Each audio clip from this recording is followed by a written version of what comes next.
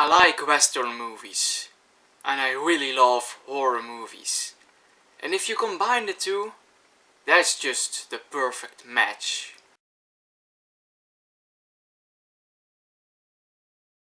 Hello everybody, I'm Jay Mere and welcome to another review for an underrated movie of the month. And yes, we are already at the end of yet another month. And September really flew by. It's like it was just a busy month, and suddenly we are already October, so this month went really fast. So it's time for another talk about an underrated movie of a month. And for this month, for September 2024, I went back to the year 2008, and I choose for a horror western movie, a movie called The Burrowers. And I really believe that this movie is really underrated because this is a horror movie that I don't see a lot of talk about, or people talking about, or people recommending it. It's not really talk about, it's not popping up in lists. It's like a forgotten horror movie from 2008.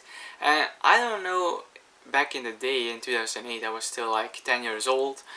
I don't know how popular this movie was. I think it did not have a theatrical release, maybe a limited one, but for me it seems like it was not really a popular movie back then, and it definitely ain't popular right now. So I really feel like talking about this one. And to be honest, back in 2008 or maybe 2009, 2010, one of these years, those were years that I really went to the store, a store that really sold DVDs and Blu-rays. That was really a prime time for selling DVDs and buying DVDs. Now, not really that much anymore. Really, the sales really increased a lot over the last couple of years, but back then business was booming, and I really liked buying DVDs. And back then I wanted to see the movie Wrong Turn. So I went to my local store and was looking for the movie Wrong Turn, and I found a DVD of Wrong Turn. And the only problem was they put it together with another movie. The movie was The Burrowers. So there were two DVDs in one slipcase, and I really wanted to see Wrong Turn. So okay, I will buy this other DVD as well. I had no choice. So I watched Wrong Turn, really liked that one, and then I thought maybe I should give this one a shot. Maybe I will like it. So I watched The Burrowers, and back then that did not really impress me that much. I thought it was a really slow-paced horror movie, and not much was going on. So for the little horror version in me back then, it was not appealing enough. But I gave it another shot a couple of years later, and I really like it. And I was more into Western movies, and I really liked the combination of the Western and the horror. I think that is a perfect combo, and it really is shocking that there are not more movies with this combination of Western and horror, because I really like this match. And The Burrowers is now a horror movie that I really adore, and every now and then I watch it again because it works as a Western and it works as a horror movie. So what's the movie about? First of all, it's written and directed by G.T. Perry.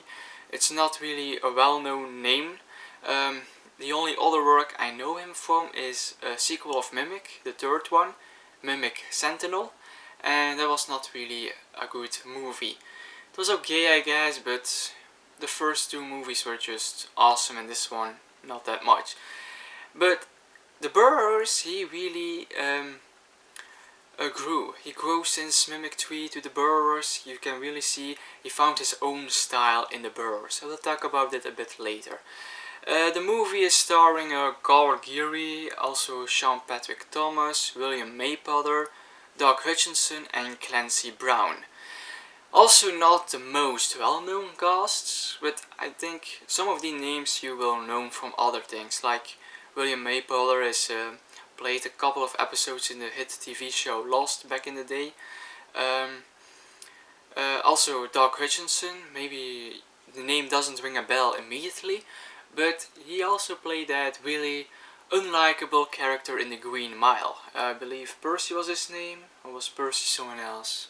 No, Percy. I think he was Percy. You know, that the really asshole character? Yeah, he's also in this movie, and I have to say, he plays the leader of this group of soldiers, and he is so unlikable, but on a level of unlikable that you like him to have on screen, if that makes sense. But every time he's on screen, he's such an idiot, such an unlikable idiot that you kinda like it that he's on screen. He gives that little extra in his scenes, even though he's very unlikable. But what is the movie about? We are set in the Dakota territories, I believe in the 70s during the 19th century, and a rescue party will leave trying to find a family of settlers back, because this family all of a sudden disappeared.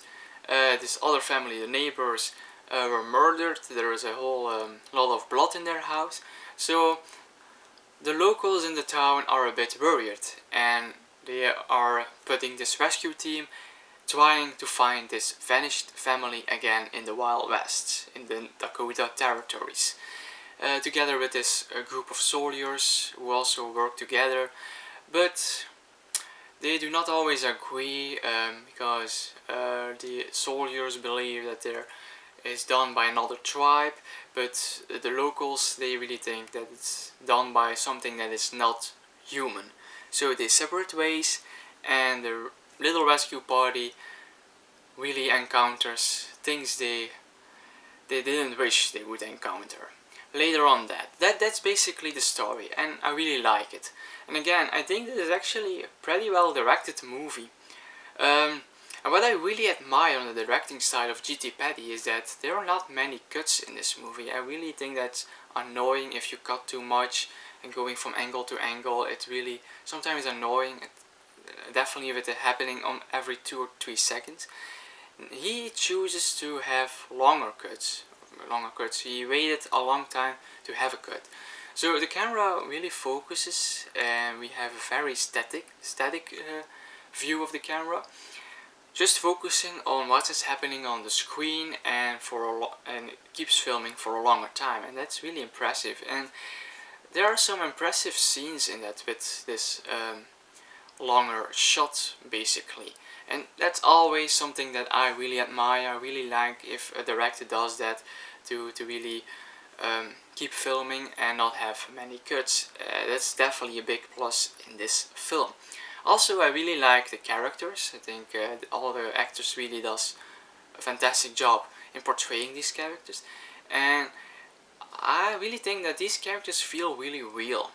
They can really be real people living in that time, and I think if that was the goal of portraying those characters, they succeeded. Especially the character that's played by Gal Geary is our main character, which is interesting because he does not really start as our main character. He's more in the background at the beginning, which is very interesting, and he grows in the movie. And that's the character of Fergus Coffey. Coffey is not your typical Western hero. He's not the Clint Eastwood of this movie. But he's just a normal guy. You see, he's not really experienced in combat. He knows how a gun works, but you can tell that he does not really know a lot about the world, and he did not have to fire his gun many times before, so he's very inexperienced and a bit naive. And that's really interesting, and that makes him a very interesting character to see him grow in the movie during all these things that are happening during the runtime of this film. So he's a very interesting character. Now, those are really the big pluses I can give: the camera work, the direction style, and the characters. I really believe the characters are awesome. And also, the horror really works, and I really like the design of these creatures. Unfortunately, they use some CGI for the monsters. I wish they went practical in that area as well. So let's talk about the horror, because this is a horror movie, and the horror really works. Like I said, I really like the design of the creatures. This is some fascinating design. It's not a monster that I have seen a lot before, and in the movie they actually explain where the monsters are coming from. They also show us how the monsters work, because they have an interesting way of hunting their prey, and the way they save their prey and eat their prey. There is even a scene in this movie that you basically see them eating one of our characters, and that was a very nasty scene. It was a nasty scene in this movie. But the monsters, they are really nice looking monsters, really creepy, and I really love it that the director chose to not show us the monsters right away. He left us in mystery. Like in the beginning of the movie, we just see their trial, the trial they are leaving in the grass. That's the trial our rescue party is following in the movie, and the more we go in the movie, the more we see of them.